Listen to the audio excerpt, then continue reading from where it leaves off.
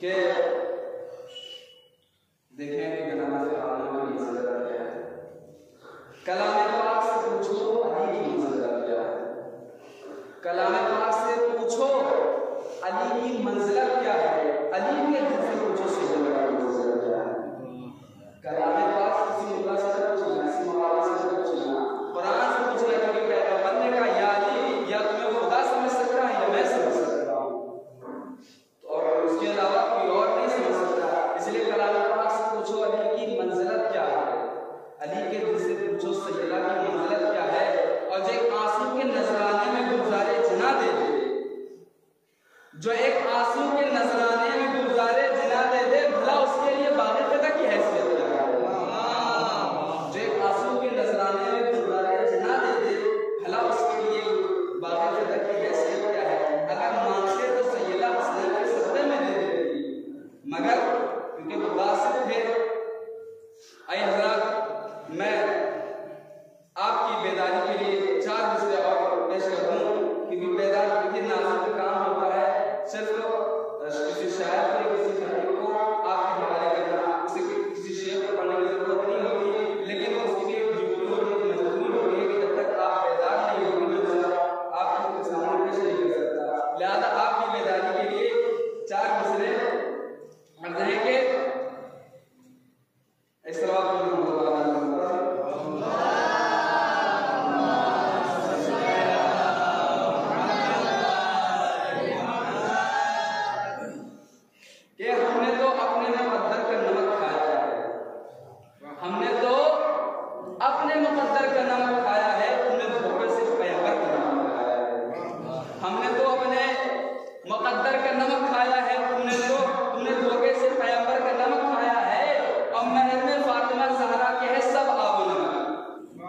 महर में फातिमा ज़हरा के है सब आमो नमक, सारी दुनिया ने इसी घर का नमक खाया है। सारी दुनिया ने इसी घर का नमक खाया है।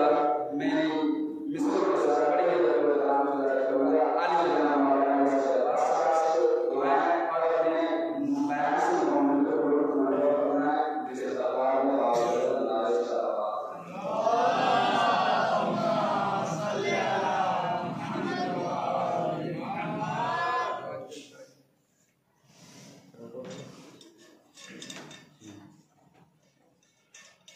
बुलंद नारे सलावत।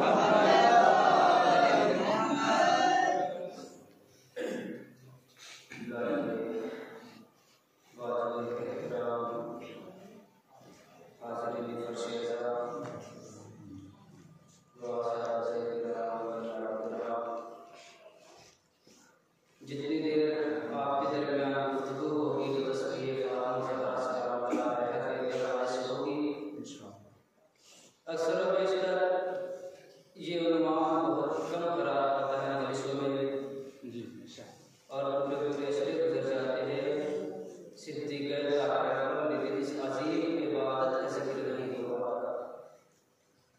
इसलिए मैंने इसको अनुमान करा दिया कि अल्लाह की तमाम इबादतों में से सबसे बड़ी इबादत है तस्बीह फातिमा ज़हरा। हम इसको पढ़ते हैं लेकिन हम इसकी अहमियत से वाकिफ नहीं है, हम इसके फज़ाइल से वाकिफ नहीं है, हम इसकी फजीलत से वाकिफ नहीं है। ये तस्बीह ज़हरा आखिर किस तरह पढ़ी जाती है, किस वक्त पढ़ी जाती है, किस नीयत से पढ़ी जाती है, और ये तस्बीह ज़हरा पहले किस सूरत में थी, फिर दोबारा किस सूरत में आई, फिर दोबारा तीसरी मरतबा किस सूरत में आई, और ये तस्बीह ज़हरा तारीख के किन किन दौर से गुजरी है। लिहाजा मैंने इसको मान करार दिया और माशाअल्लाह आज ये तस्बीह ज़हरा के नाम से दुनिया में पहचानी जाती है। कुरान मजीद की मशहूर मारूफ आयत सूरह नूर की आयत नंबर 36 जिसमें इरशाद हो रहा है कि अल्लाह ने इजाजत दी है कि कुछ घरों को रूए जमीन पर बुलंद कर दिया जाए, कुछ घरों को रूए जमीन पर बुलंद कर दिया जाए, लेकिन हर घर को नहीं। वयुज़करा फी हस्मुहु, उन घरों को बुलंद कर दिया जाए जिसमें अल्लाह का जिक्र होता हो, अल्लाह का तज़किरा होता हो। युसब्बिहु लहू फीहा बिल-गुदुव्वि वल-आसाल, उन घरों को बुलंद करो जिसमें अल्लाह की सुबह शाम तस्बीह की जाती हो। वक्त बहुत कम है, लिहाजा जल्दी बातों को समेटते हुए कि पहले मरहले में कुरान क्या कह रहा है कि अल्लाह ने इजाजत दी है कुछ घरों को रूए जमीन पर बुलंद करने की। कौन से घर? वो घर जिसमें अल्लाह का जिक्र होता हो। अगर उसमें अल्लाह का जिक्र नहीं होता तो वो घर नहीं है। अब आगे चलिए, नबी की हदीस है, नव्विरू बुयूतकुम बितिलावतिल कुरान फला तत्तखिज़ूहा कबूरा, अपने घरों को मुनव्वर करो, मुअत्तर करो तिलावत कुरान से। फला तत्तखिज़ूहा कबूरा, उनको कब्रें न बनाओ। फला तत्तखिज़ूहा कबूरा, उनको कब्रें न बना दी। मेरा बयान उस्ताद से नहीं है बल्कि जो जवान भाई है मेरे हमसीना उनसे है, क्योंकि आगे से दादा की बात करो, उन्हीं के हाथों में आनी है, लिहाजा उन्हें हर चीज का रीज़न पता होना चाहिए। अपने मजहब में किसी भी काम को अकीदे के लिहाज से नहीं करना चाहिए। अपने मजहब में किसी भी काम को अकीदत के लिहाज से नहीं करना, रीजन के लिहाज से करना। और मजहब इस्लाम में हर चीज का रीजन है, बस हमें उन्हें पता करना है। नबी क्या कह रहे हैं कि अपने घरों को मुनव्वर करो कुरान पाक की तिलावत के जरिए से, उन्हें कब्रें न बनाओ। इसका मतलब ये है कि आप ये न देखिए कि महल कितना बड़ा है, आप ये न देखिए कि घर कितना बड़ा है, आप ये न देखिए कि कितना मजबूत बना है, आप ये न देखिए कि कितने मंजिलें बने हैं, आप ये न देखिए कितनी बिल्डिंगें बनी हैं, बल्कि आप ये देखिए कि इसमें जिक्र खुदा होता है या नहीं होता।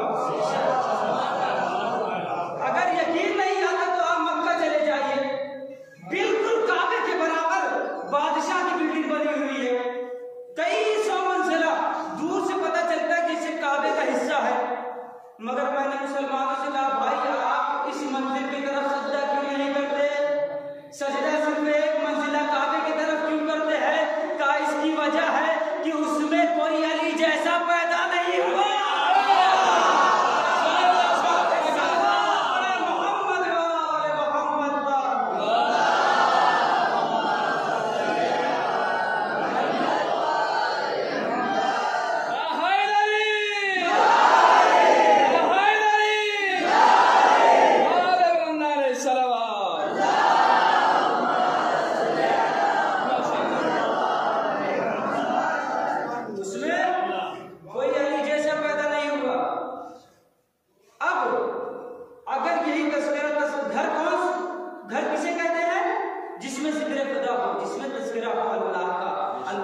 सुबह शाम तस्बीह हो, उसे कहते हैं घर। अब यही तस्करा अगर किसी चादर के नीचे हो, तवज्जो नहीं की आपने, अगर यही तस्करा किसी चादर के अंदर हो तो वो चादर चादर नहीं है।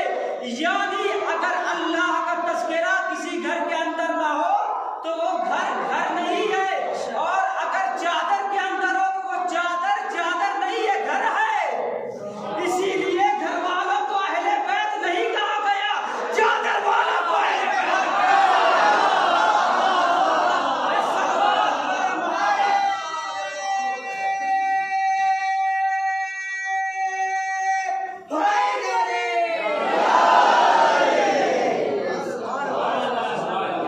चादर वालों को अहले बैत कहा गया, घर वालों को अहले बैत नहीं कहा गया।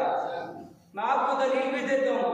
ये बताइए अगर मेरा घर बंद है तो मुझे क्या जरूरत है उस पर चादर डालने की? अगर मेरा घर लॉक है, बंद है, और दरवाजे फातिमा ज़हरा के निगहबान कोई बिके हुए गुलाम नहीं थे, वहां के गुलाम भी फरिश्ते थे, तो या रसूल अल्लाह घर के अंदर घर बनाने की क्या जरूरत है? क्या इसकी वजह है कहीं ऐसा ना हो कि कोई छत के नीचे आने के बाद ये दावा करे मैं भी अहले बैत से हूँ, मैं भी अहले बैत से हूँ। लिहाजा रसूल ने चादर के नीचे घर बनाया। अच्छा आप ये देखिए कि जब जनाब इस्माइल और इब्राहिम अलैहिस्सलाम ने काबे की तामीर की मक्के में, उसके बाद जो कबीला सबसे पहले वहां आबाद हुआ है उस कबीले का नाम बनी जुरहम। कबीले क्या कहते हैं? जुरहम, बनी जुरहम। ये सबसे पहले मक्के में आबाद हुआ, बिल्कुल काबे की तरह। उन्होंने चारों तरफ घर बनाए अपने, क्योंकि काबा भी एक हुजरा था, इसलिए उन्होंने भी घर बनाए थे काबे की तरह। अब जिसको पता था कि ये काबा है वो तो तवाफ कर लेता था, ज़ियारत कर लेता था, लेकिन अगर कोई नया इंसान आ जाए तो उसे दुश्वारी होती थी। अल्लामा बख्श हुसैन जाड़ा पाकिस्तान के मशहूर आलिम दीन, उन्होंने किताब लिखी है तफसीर अनवारुन नजफ। उसमें ये बात जिक्र है कि एक कबीला काबे की ज़ियारत करने के लिए मक्का आया, और उसके बाद उन्होंने किसी से पूछा भाई काबा कौन सा है? तो हम जैसे मस्खरे हर दौर में हुआ करते हैं, किसी दोस्त का घर बता दिया। अब वो कबीला आया, उसके बाद उसका तवाफ किया, ज़ियारत की, उसके बाद चला गया। जनाब इस्माइल का चाहने वाला नबी के पास है, क्या या नबी अल्लाह आज तो गजब हो गया। कहा क्या हुआ? कहा काबे के तवाफ के बगैर किसी दूसरे के घर का तवाफ कर लिया गया, लिहाजा आप ऐसे अलामत करार दीजिए कि जिससे कोई बहकने ना पाए। जनाब इस्माइल आए हाजरा के पास, अपनी माँ हाजरा के पास, उसके बाद उनकी एक काली चादर ली और बैतुल्लाह के दरवाजे पर डाल दिया। इससे पहले काबे पे गिलाफ नहीं था। उसके बाद इशारा करके कहा अगर तुम्हें पहचानना है कि बैत कौन सा है तो वह देखो कि जिस पर मेरी माँ की चादर है। जनाब इस्माइल ने कौन से कलर में चला अपनी माँ की चादर ली? काली चादर। लिहाजा सुन्नत है कि नबी ने जो चादर चढ़ाई है काले रंग की, वो अब आम भी चढ़ाए, आज के मुसलमान भी वही चढ़ाए, इसलिए आज तक मुसलमान लाल नहीं चढ़ा पाए। तो जनाब बैत की पहचान क्या हुई? जिस पर चादर हाजरा पड़ जाए। बैत की पहचान जिस पर चादर हाजरा पड़ जाए उसे कहते हैं बैत, और जिस पर चादर फातिमा पड़ जाए, जिस पर चादर फातिमा पड़ जाए उसे अहले बैत कहते हैं। स्टोरी तो हमने बयान कर दी, कुछ स्टोरी में बीच में बयान करता हूं। जब ये आयत नाज़िल हुई सूरह नूर की, तो आप देख सकते हैं अल्लामा जलालुद्दीन सयूती उलमाए अहले सुन्नत का बड़ा मशहूर और मारूफ आलिम थे। उनकी दो तफसीर है, एक तफसीर जलालैन, एक तफसीर दुर्र मंसूर। और अगर आप इसमें भी नहीं देख सकते तो मैं उर्दू का भी हवाला देता हूँ। मौलाना फरमान अली साहब का उर्दू का तर्जमा जो है कुरान, जो तर्जमा है उर्दू का, उसमें ये आयत के सफ़े के साइड में लिखा हुआ है, ये बात जिक्र है। लिहाजा मैं वहां से भी और 2 किताब से पढ़ रहा हूं कि जब ये आयत नाज़िल हुई तो एक सहाबी आया, या रसूल अल्लाह, ये जो खुदा ने कहा हुए जमीन पर कुछ घर बुलंद है जिसमें अल्लाह का तस्वीरा होता है, तो वो घर से कौन सा घर मुराद है? सवाल क्या कर रहा है सहाबी कि वो घर से कौन सा घर मुराद है?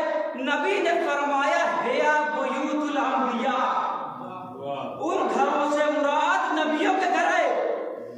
देखिए सवाल खत्म हुआ कि नहीं? शायद पूछना है या नबी अल्लाह, वो घर से कौन सा घर मुराद है?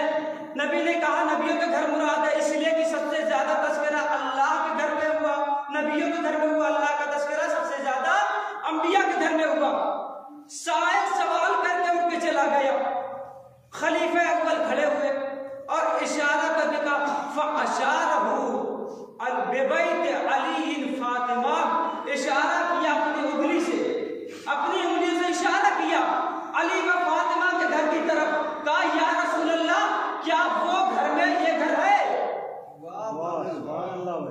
खुदा की कसम, नबी ने क्या खूबसूरत जवाब दिया।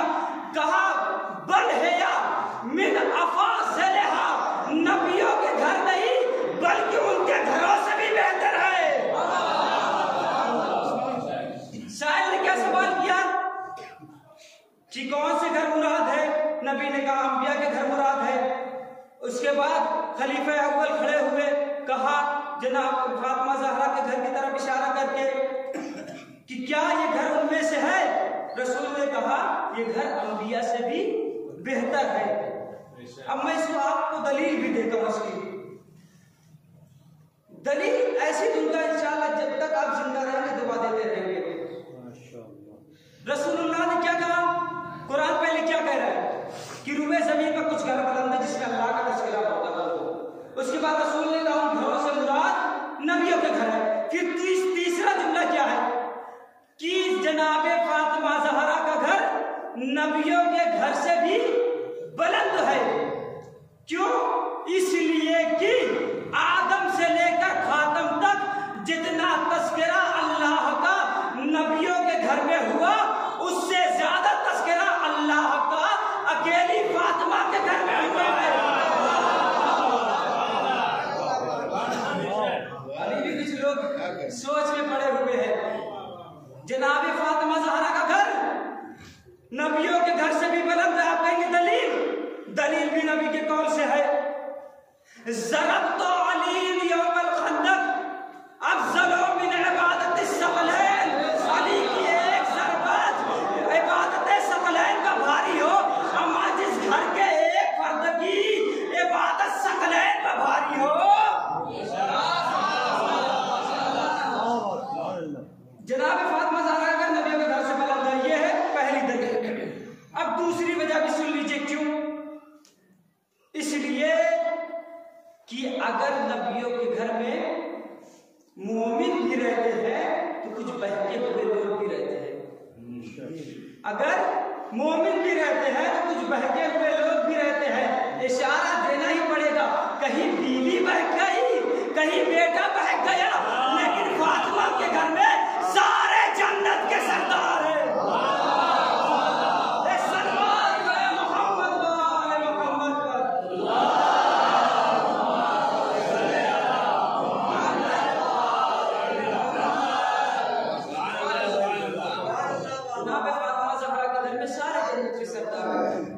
घर उसे कहते हैं जिसमें अल्लाह का तस्वीरा होता हो, जिसमें अल्लाह का जिक्र होता हो, जिसमें अल्लाह की सुबह तस्बीह की जाती हो, तो उसे घर कहा जाता है।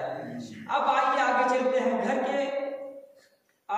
घर में सबसे पहले दाखिल होने के लिए क्या आता है? दरवाजा। दरवाजा आता है। ये भी अहले सुन्नत की किताब से पढ़ रहा हूं। जनाब रसूल खुदा 6 महीने 11 महीने मुसलसल मुस्तकिल बराबर दरवाजे फातिमा ज़हरा पे आते थे नमाज के बाद। उसके बाद एक फिक्रा कहा करते थे, अस्सलाम वालेकुम या अहल बैत, ऐ अहले बैत तुम पर हमारा सलाम हो, तुम पर हमारा सलाम हो। आज जिस शख्स के पीछे 4 आदमी चलने लगे ना, तो वो लोगों से सलाम करने को आप समझता है।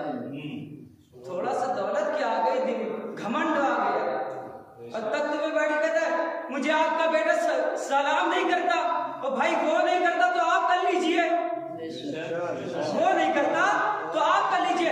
हर इंसान की ख्वाहिश है, हर इंसान की तमन्ना है कि वो ना करे सलाम, लोग मुझे सलाम करे क्योंकि मैं बड़ा हूं, क्योंकि मैं बड़ा हूं। अच्छा, अब ये बड़ा भी मैं बता देता हूं, बड़ा वो होता है जो सलाम करे। अभी मैं आपको मिसाल देके वाज़ेह कर देता हूं बात को कि मसलन किसी शख्स के पास 1 रुपया है और दूसरे शख्स के पास 70 रुपये है, तो बड़ा कौन सा होगा? 70 वाला। सामने की मिसाल है, बड़ा कौन सा होगा? 70 वाला। जनाब इमाम हुसैन अलैहिस्सलाम क्या कहते हैं? जो सलाम करे उसे एकदम 70 नेकी का सवाब है, और जो जवाब दे उसे 1 नेकी का सवाब है। बड़ा कौन हुआ? सलाम करने वाला बड़ा हुआ ना, जो सलाम करे।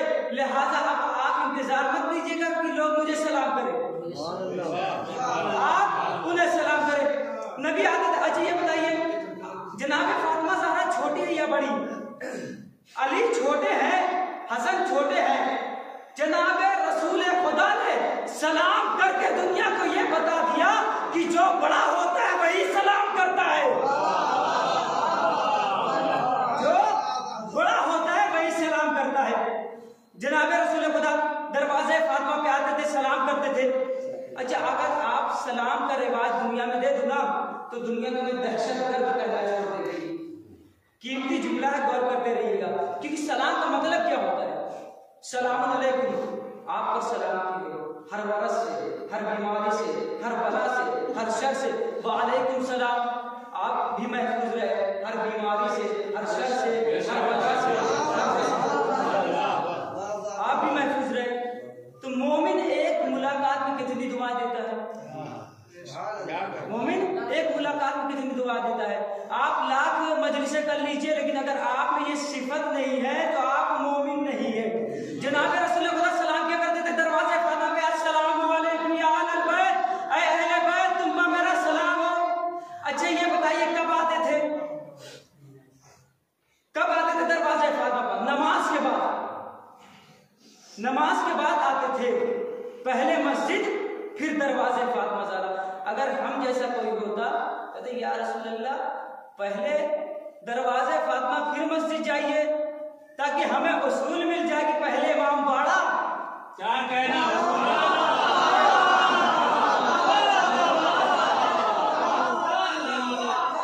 पहले इमाम बाड़ा, उसके बाद मस्जिद। लेकिन रसूल ने क्या किया?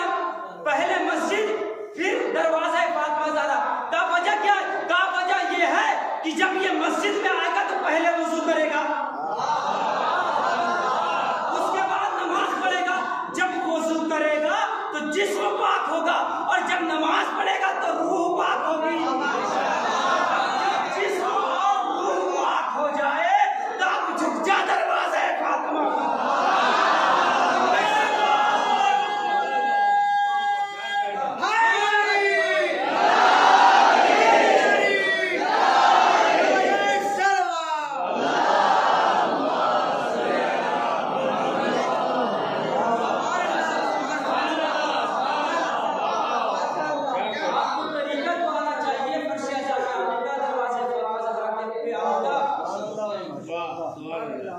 अब जब भी आइए तो वुजू करके आइए। अब ऐसे नहीं कि नीचे उठ के चले आए। फर्श आज़ा पे बैठना भी इबादत है, और इबादत आमदगी चाहती है। लिहाजा ये हमारे दरमियान बहुत से गलत फहमियां हैं कि अय्याम फातिमा आ गई या मुहर्रम आ गया तो हम अपने मरहूम को फातिहा नहीं पढ़ते। क्यों नहीं पढ़ते फातिहा? अजय हम नहीं पढ़ते फातिहा अय्याम फातिमा में या मुहर्रम में। मुहर्रम में या अय्याम फातिमा में अगर आप कुरान पढ़ रहे हैं तो कोई ऐब है कुरान पढ़ने में? नहीं, कोई ऐब नहीं है। अच्छा, फातिहा क्या है? सलवात है, सूरह हम्द है, उसके बाद 3 मरतबा सूरह तौहीद है, फिर सलवात है। तो आप क्या छोड़ रहे हैं? कुरान पढ़ना छोड़ रहे हैं? नहीं, पढ़ा कीजिए। क्यों? क्योंकि अगर आपको छोड़ना ही है अय्याम फातिमा में या मुहर्रम में, तो कुरान पढ़ना ना छोड़िए, कुरान पढ़ना ना छोड़िए, बल्कि हसद छोड़िए, गीबत छोड़िए, जलन छोड़िए।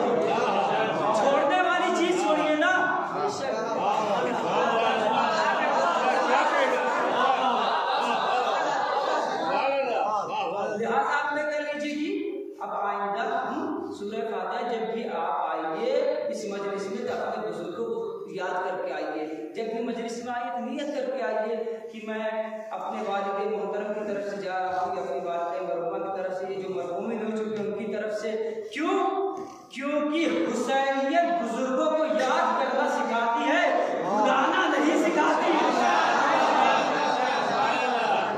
जब आप ज़ियारत करने जाते हैं करबला तो क्या करते हैं? जब ज़ियारत पढ़ते हैं, मैं ये ज़ियारत पढ़ता हूँ अपने वालिद मोहतरम की तरफ से, अपने अजीज़ अक़रबा की तरफ से, ये ज़ियारत पढ़ते हैं।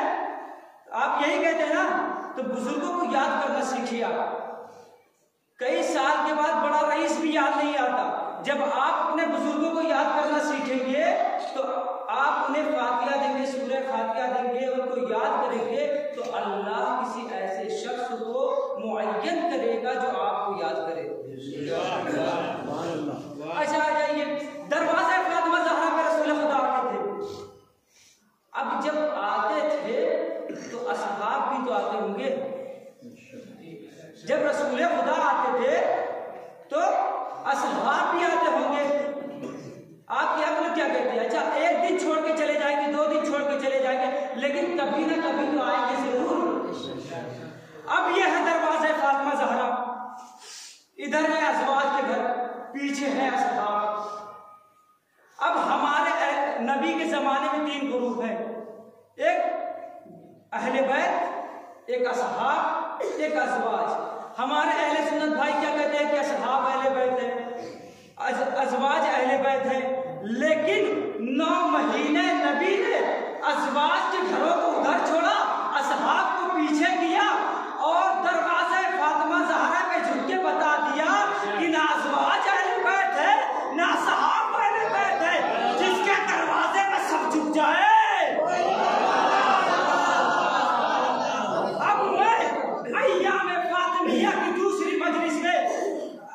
अपने मजहब शियत का अकीदा अय्याम फातिमिया की दूसरी मजलिस में कह रहा हूँ कि ये हम पर गलत इल्जाम है कि हम सहाबा को नहीं मानते।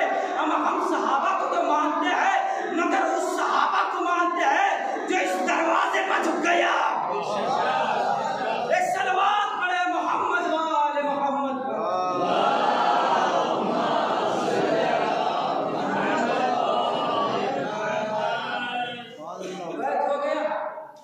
बाप भी हो गया। अब आइए सैयदा, रिवायत आपकी कई दफा की सुनी हुई है कि जब जनाब फातिमा ज़हरा की दखलत फ़क़ाम रसूलुल्लाह, जब भी जनाब फातिमा ज़हरा दाखिल होती थी बस रसूल खड़े हो जाते थे। फ़क़ब्बलहा, उनको बोसा लेते थे, वअजलसहा बिमजलिसे, अपनी जगह पर बिठाते थे। जनाब फातिमा ज़हरा खुद नहीं बैठती थी, रसूल उनको खुद बैठा देते। अपनी जगह पर बैठाना भी बड़ा मुश्किल मरहला है। जनाबे उम्मे हबीबा अबू सुफियान की बेटी, मुआविया की बहन, यजीद की सगी बीबी, जब उनका शौहर मर गया तो जनाबे उम्मे हबीबा ने रसूल खुदा को खत लिखा कि या रसूल अल्लाह, मेरा कोई वारिस नहीं है, मेरा कोई वारिस नहीं है।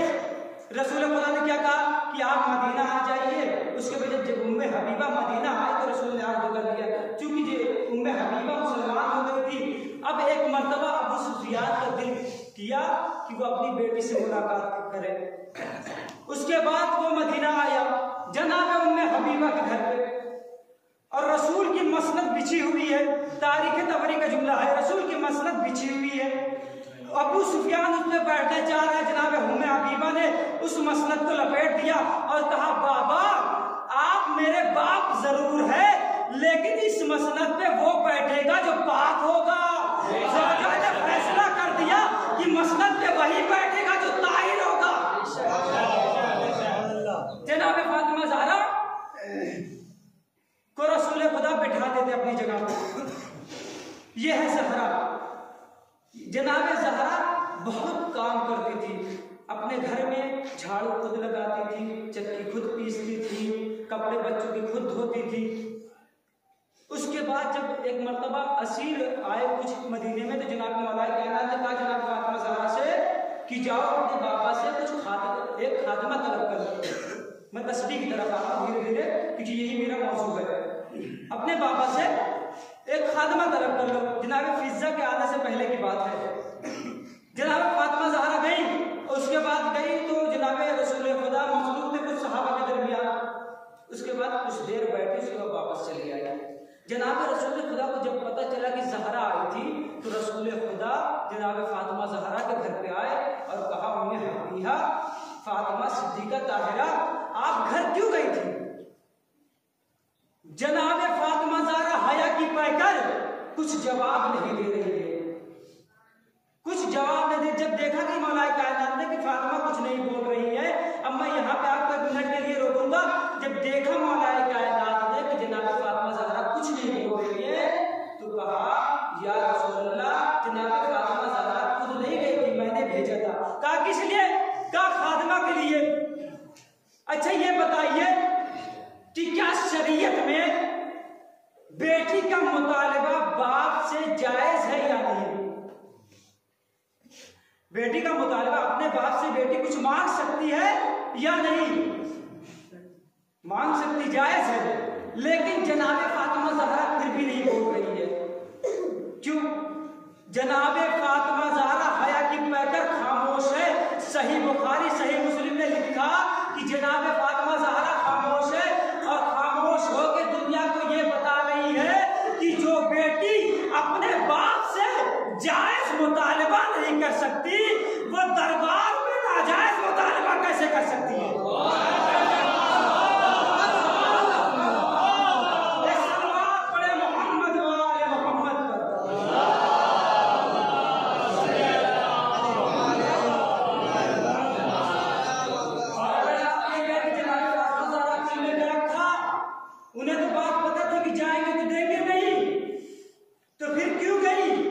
गई इसलिए ताकि दुनिया को ये पैगाम दे अपने हक के लिए लड़ना चाहिए, बिला वजह मजलूम न बनिए।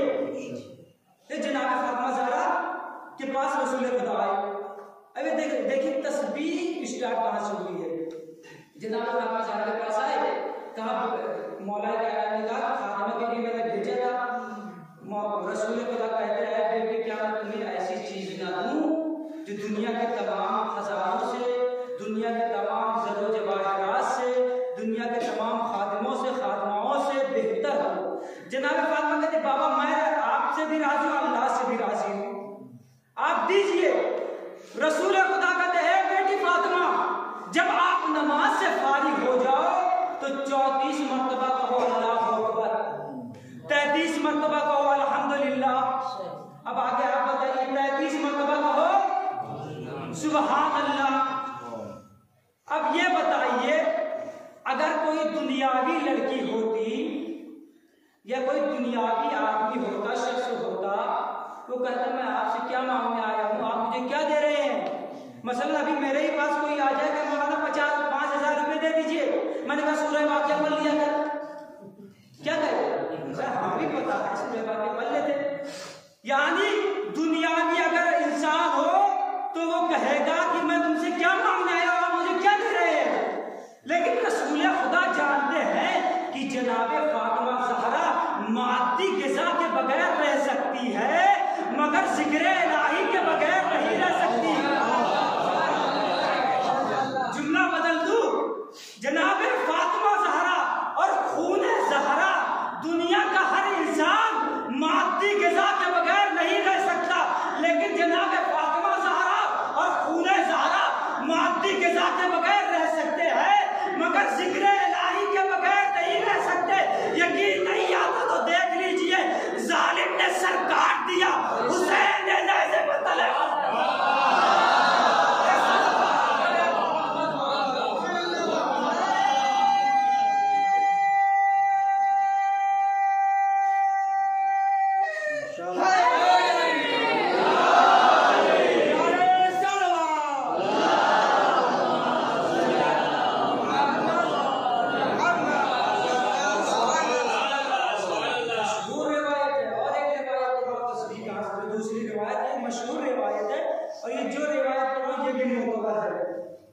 कि जब जनाब रसूल खुदा को हुक्म हुआ कि अपनी बेटी की शादी कर दो, जनाब फातिमा ज़हरा उसके बाद रसूल खुदा को हुक्म हुआ कि अपनी बेटी की शादी कर दो। उसके बाद अरब के बड़े बड़े रईस आए, पहला आया, दूसरा आया, तीसरा आया। रसूल ने ये कह के वापस कर दिया कि देखो इसका अख्तियार मेरे हाथ में नहीं है।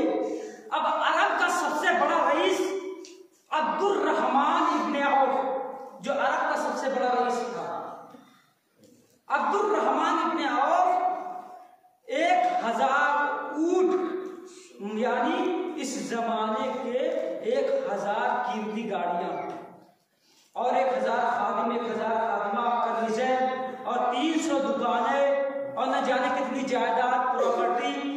जनाब अब्दुर्रहमान आए रसूल खुदा के पास, कहा या रसूल अल्लाह अपनी बेटी फातिमा का अब्द मेरे साथ कर दीजिए, मैं आपको अपने घर से लेकर आपके घर तक ऊंट से लदे हुए सोने चांदी अदा करूंगा, हदिया करूंगा। इब्ने औफ क्या कहता है, मैं आपको हदिया करूंगा, आप अपनी बेटी की शादी मुझसे कर दीजिए। जनाब रसूल खुदा ने देखा कि दौलत का रोब दिखा रहा है, एक जमीन से मिट्टी उठाई और उसको मुंह पे मारी। अब वो मिट्टी, वो कंकरिया कीमती मोती बन गए। एक मोती की कीमत उसकी दौलत पे भी बढ़ा दी। जनाब रसूल खुदा ने उसके मुंह पे कंकरिया मार के कहा कि दौलत का रोब फातिमा के बाप पे नहीं चलेगा, दौलत का रोब फातिमा के बाप पे नहीं चलेगा। अभी देखिए तस्बीह दूसरी रिवायत के मुताबिक कब से स्टार्ट किया। उसके बाद रसूल खुदा ने कहा परवरदिगार, जनाब फातिमा ज़हरा की शादी हो तो कैसे हो? हुक्म परवरदिगार हुआ कि कल शब जुम्मा जिसके दर पर सितारा उतर जाए तो उससे आप फातिमा का अक़्द कर लीजिएगा।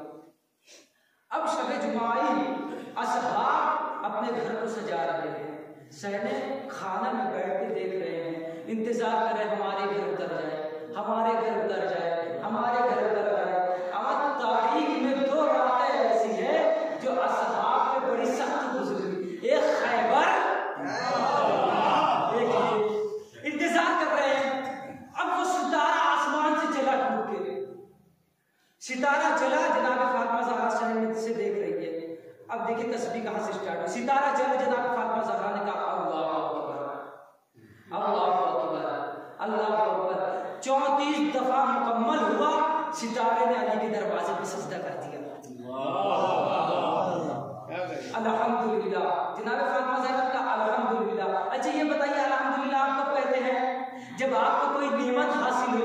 जनाब फातिमा ज़हरा का अल्हम्दुलिल्लाह कहना इस बात की दलील है कि मैं भी यही चाहती थी।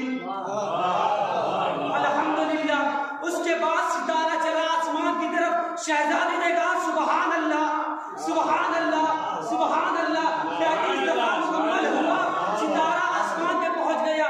अब आज के साइंस लोग उनकी समझ में ये अजमत नहीं आती कि एक सितारा दुनिया से बड़ा होता है तो अली के दरवाजे पे कैसे आ सकता है। यकीनन सितारा बड़ा है, जमीन से कई गुना बड़ा हो, एक अली का दरवाजा इतना सा और सितारा बड़ा सा, एक बड़ी शय छोटी सी चीज में कैसे समा सकती है, ये साइंस है। लेकिन अब वाकये का हल भी इसीलिए, वाकये में भी इस मसले का हल है, वाकये में इस मसले का हल है।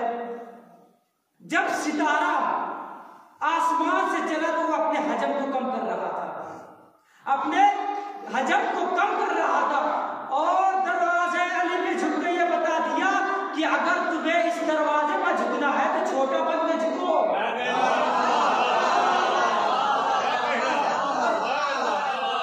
तो ये तस्बीह की 2 रवायत है, एक मशहूर है और एक ये। जनाब मौला कायनात कहते हैं कि जब से जनाब फातिमा ज़हरा को नबी ने ये तालीम दी, खुदा की कसम मैंने तस्बीह ज़हरा पढ़ना नहीं छोड़ी।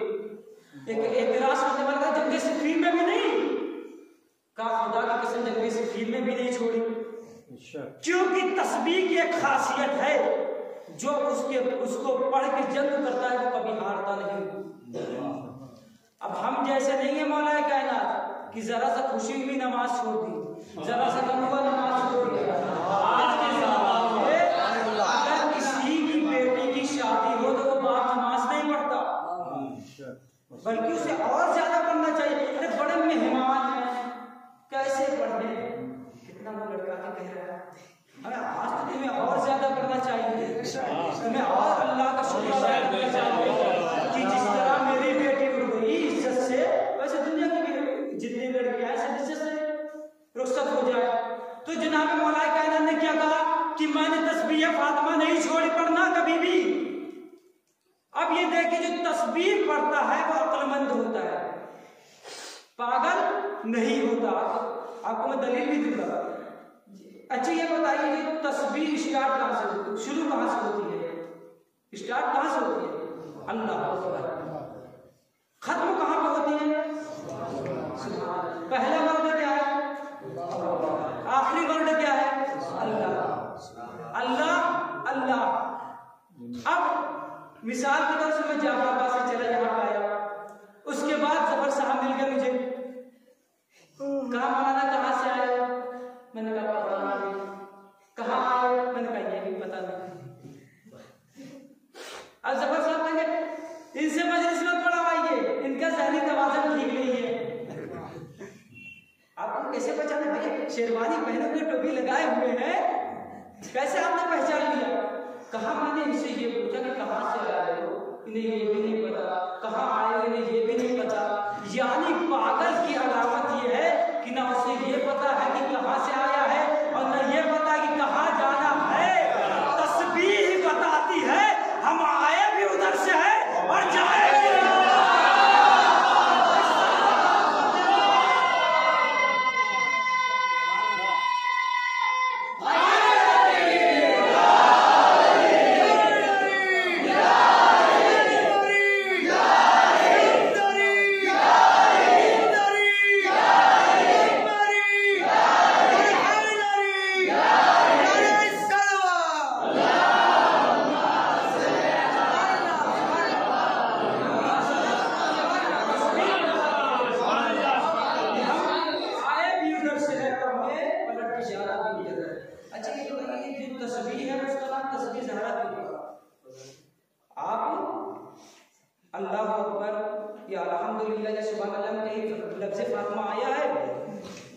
इसको तो होना चाहिए तस्बीह खुदा, लेकिन है तस्बीह ज़हरा। क्यों तस्बीह ज़हरा?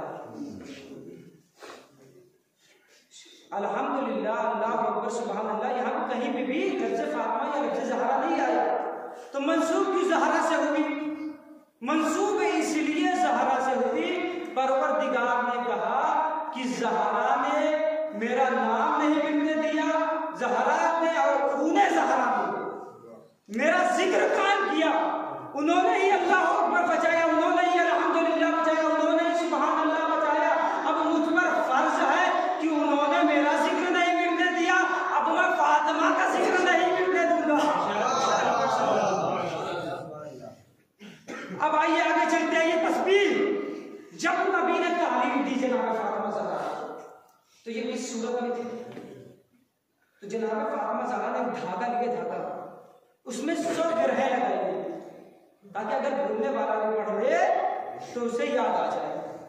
उसके बाद कुछ देर दिन तक की तस्बीह चली धागे की। उसके बाद जब जनाब हमजा शहीद हुए तो जनाब फातिमा ज़हरा ने उनके कब्र की मिट्टी से 100 दाने तैयार किए, उसके बाद तस्बीह तैयार की। जनाब हमजा शहीद हुए, हिंदा ने जिगर चबाया। जनाब फातिमा ज़हरा ने वो इज्जत बख्शी जनाब हमजा को कि उनकी कब्र की मिट्टी से तस्बीह तैयार की। अब एक जुमला याद आ रहा है तो कहता चलूं कि जब जनाब हमजा का जिगर हिंदा ने चबाना चाहा, तो तबरी का जुमला है, तारीख तबरी में, तो चबाना चाह रही है तो चबा नहीं पा रही है। एक सहाबी दौड़ता हुआ रसूलुल्लाह के पास आया, कहा या रसूलुल्लाह, हिंदा चबाना चाह रही है मगर चबा नहीं पा रही है। कहा कयामत तक कोशिश करे लेकिन चबा नहीं पाएगी। वो इसलिए कि मेरे चचा के जिस्म का हिस्सा जन्नती है, और एक जन्नती शय, एक जन्नती हिस्सा, एक जन्नती चीज किसी जहन्नमी पेट में नहीं जा सकती। इसी तरह एक दाइश के जवान थे, हिजबुल्लाह के एक सिपाही का कलेजा तरह कत्ल करेंगे। उनके मुफ्ती साहब का फतवा आया कि तुम तब तक अपने आप को कामयाब कर सकते जब तक जनाब ज़ैनब का रोज़ा मुहर्रम में कर दो माशाअल्लाह। तो उसके बाद उस हिज़्बुल्लाही नौजवान ने क्या कहा जानते हैं कि ये यज़ीद का दौर नहीं है। कभी ये कह रहा है कि ये हुकूमत तैयारी कर रहा है इमाम ज़माना की मदद के लिए, पहले हम उनके इमाम ज़माना को मारेंगे, उसके बाद फिर ईरान पे हमला करेंगे। उसी वक्त अली का शेर जनाब हसन नसरुल्लाह साहब ने बयान जारी किया और कहा कि अगर तुम्हें इमाम ज़माना को मारना ही है तो न तुम्हें ईरान आने की जरूरत है, न तुम्हें इराक आने की जरूरत है, न तुम्हें सीरिया आने की जरूरत है, न तुम्हें लुबनान आने की जरूरत है। इसलिए कि ना वो ईरान आएंगे, न सीरिया आएंगे, न लुबनान आएंगे, वो मक्के में आएंगे, काबे में आएंगे। इसलिए कि कर्रार की औलाद है, फर्रार की औलाद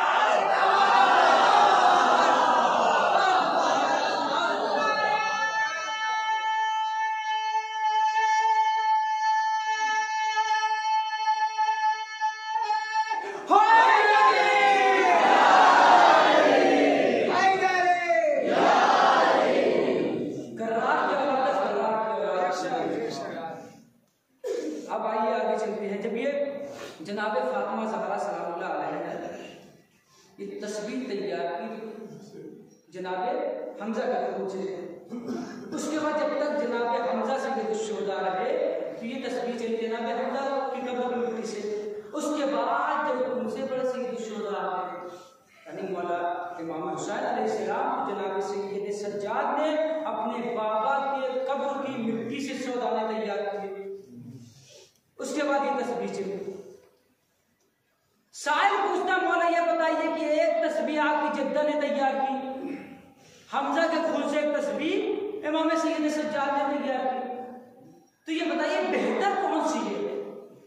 कहा जो छठे इमाम फरमाते हैं जो मेरे जद इमाम मज़लूम करबला के खून से तैयार हुई है। कहा वो का इसलिए कि जनाब हमजा की जो मेरी जद्दा ने तैयार की, जनाब हमजा की मिट्टी से, कब्र की मिट्टी से, जब तक आप उस तस्बीह से जिक्र करते रहेंगे जिक्र होता रहेगा। आप जब खामोश हो जाएंगे तो जिक्र भी खत्म हो जाएगा।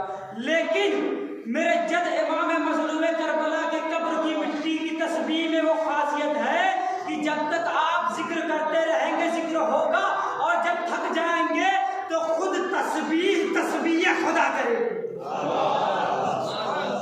खुद तस्बीह तस्बीह खुदा करेगी। उसके बाद ये तस्बीह चली। अब आइए ये तस्बीह चली है जनाब मज़लूम करबला से जितनी भी हदीसें पढ़ूंगा, छठे इमाम या पांचवें इमाम से पढ़ूंगा। अब दो चीजें आपको बता दूं, ये जो वारिद हुई है तस्बीह पढ़ने का तरीका वारिद हुआ है वो क्या है। छठे इमाम फरमाते हैं कि तस्बीह जब तुम पढ़ो तो नमाज से बिल्कुल मिला दो, नमाज से बिल्कुल मिला दो। लेकिन हमारे यहाँ क्या होता है, अक्सर हिंदुस्तान में देखा जाता है कि हम यहाँ पे सलाम पढ़ा, सलाम पढ़ने के बाद अल्लाह अकबर अल्लाह अकबर अल्लाह अकबर किया, उसके बाद हाथ मिलाने लगे, इन्नल्लाह व मलाइकतहु ताकि बात पढ़ने लगे। लेकिन मासूम ने क्या कहा, तस्बीह पढ़ने का तरीका यह है कि तुम नमाज से बिल्कुल मिला दो। क्यों? क्योंकि जब आप तस्बीह पढ़ेंगे तो आपके गुनाह माफ होंगे। अब जब गुनाह माफ होंगे तो उसके बाद जब आप हाथ मिलाएंगे तो पाकीज़ा हाथ से मिलेगा, पाकीज़ा हाथ से मिलेगा। तस्बीह पढ़ने का तरीका ये एक, और एक तरीका जब आप तस्बीह पढ़ो, छठे इमाम से सवाल किया गया या मौला ये बताइए कि जिक्र कसीर क्या है। कहा जिक्र कसीर ये है कि तुम मेरी जद्दा की तस्बीह सुबह में पढ़ो और सोते वक्त पढ़ो, तो ये जिक्र कसीर है, ये जिक्र कसीर है, ये जिक्र कसीर है। उसके बाद अब ये देखिए जिक्र कसीर है और तस्बीह फातिमा ज़हरा हर मरज़ से, हर बीमारी से, छठे इमाम फरमाते तस्बीह ज़हरा हर मरज़ से, हर बीमारी से, हर शर से, हर बला से महफूज रखती है तस्बीह फातिमा ज़हरा। तवज्जो कीजिएगा, बातें सख्त है, छठे माह फरमाते हैं तस्बीह ज़ारा हर मरज से, हर बीमारी से, हर बला से दूर रखती है। लेकिन हमारा माशरा क्या है कि हम पंडितों के पास जाते हैं, मौलवी के पास जाते हैं कि अजय हमारा लड़का बिगड़ गया, हमारे लड़के के मुनासिब रिश्ते नहीं आ रहे। ये याद रखिए, अगर तावीज़ों से बिगड़ा हुआ लड़का सुधर जाता तो मौलवी का लड़का कभी नहीं बिगड़ता, मौलवी का लड़का कभी नहीं बिगड़ता। लिहाजा जो मासूम ने कहा उस पे अमल कीजिए, आप उसे अदा कीजिए, ये फूटने झाड़ने पे भरोसा मत कीजिए। तस्बीह फातिमा ज़ारा हर मर्ज का इलाज है, हर मर्ज का इलाज है। लेकिन जिसकी फजीलत ये है, जिसके दरवाजे पर रसूल झुकते थे, जिसके दरवाजे पर असहाब झुकते थे, उस दरवाजे पर लकड़ियां मुसलमानों ने इकट्ठा कर अभी रसूल खुदा का कफन मैला ना हुआ था कि जनाबे फातिमा ज़हरा को मर्सिया पढ़ना और सुब्बत अलैया मसाइल सुब्बत अलैया है। बाबा मुझ पे आपके बाद वो मसाइल ढाए गए कि अगर वो दिन के उजागर भी करते थे तो रात की तारीखियों में तब्दील हो जाते, वो रात की तारीखियों में तब्दील हो जाते। आप मसाइल सुनते रहते हैं बराबर, लेकिन मसाइल में भी मैं कुछ बात कहना चाहता हूँ कि एतराज करते हैं, कुछ जवाब कहते हैं कि अली इतने शुजा थे, अली इतने बहादुर थे, फिर ये मुसलमान दरवाजे फातिमा पे आप कैसे लगा सकते हैं? यकीनन अली शुजा थे, लेकिन आप मुझे ये बताना, जब मुसलमान लकड़ियां लेकर दरवाजे फातिमा ज़हरा पे आए और कहा अबुल हसन को बाहर निकालो वरना हम इस दरवाजे में आग लगा देंगे, अबुल हसन चलने लगे, मौला कायनात आगे फातिमा खड़ी हो गई, कहा मौला आपको मेरे हक का वास्ता, आप न जाइए, मैं जाने काश ये मुसलमान ये तो सोचे कि नबी की नवाज, मैं नबी की बेटी हूँ, इस घर में नबी के नवासे रहते हैं। जनाबे फातिमा ज़हरा आगे बढ़ी, दरवाजे पर पहुंची, लेकिन जालिमों ने कुछ न सुना, कहा अबुल हसन को बाहर निकालो वरना हम दरवाजे में आग लगा देंगे। कहा तो उस दरवाजे में आग लगाओगे जिसमें नबी की बेटी रहती हो, जिसमें नबी के नवासे रहते हो, कहा वो रहने तो हमें कोई असर नहीं पड़ता। तो कहा अबुल हसन को बाहर निकालो। फातिमा ने कहा मैं अबुल हसन को बाहर नहीं जाने दूंगी।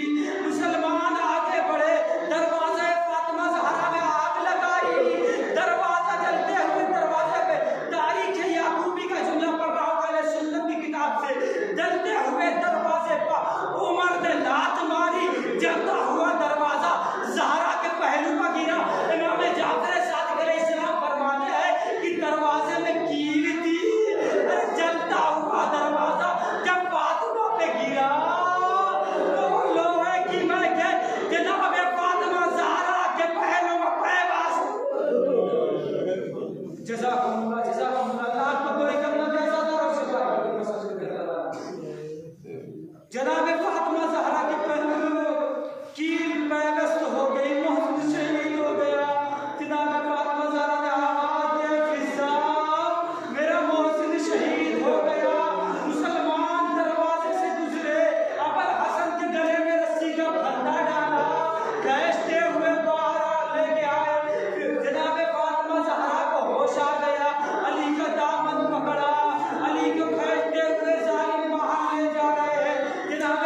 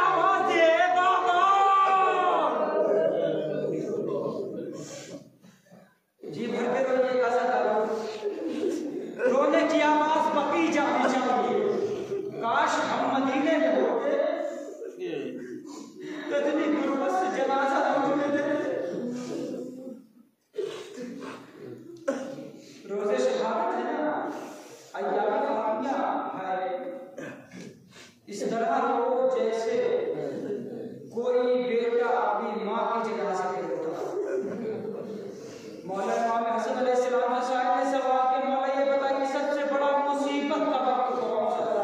इमाम हसन फरमाते हैं कि जब मेरी माँ के पहलू पर दरवाजा गिरा और मेरे बाबा के गले में रस्सी का फंदा डाल के जालिम लेके जा रहे थे, तो हमें ये नहीं समझ में आ रहा था कि हम अम्मा को संभाले या बाबा की मदद करें। हम अम्मा को संभाले या बाबा की मदद करें। जनाबे फातिमा ज़हरा के ऊपर जब दरवाजा गिरा तो उस वक्त से जनाबे फातिमा ज़हरा को दो दरवाजे हो गए। एक पहलू शिकस्ता हो गया, एक सीधे हाथ ने फिर काम नहीं किया, सीधे हाथ ने फिर काम नहीं किया। यही मसाइल निजाम एक आदमी दीन पर पड़े थे और मजमा बहुत ज्यादा हो रहा था।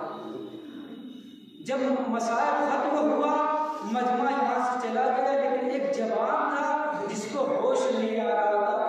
आलिम मिंबर से उतरा और उतरने के बाद उस जवान को अपने जालू का उसका सर रखा और कहा, भाई मैंने तो रिवायत गलत नहीं पढ़ी, कहा मौलाना आपने रिवायत सही पढ़ी है, मशहूर मसाइल है, लेकिन मेरे में और मजमे में ये फर्क है कि मैं हड्डियों का डॉक्टर हूँ।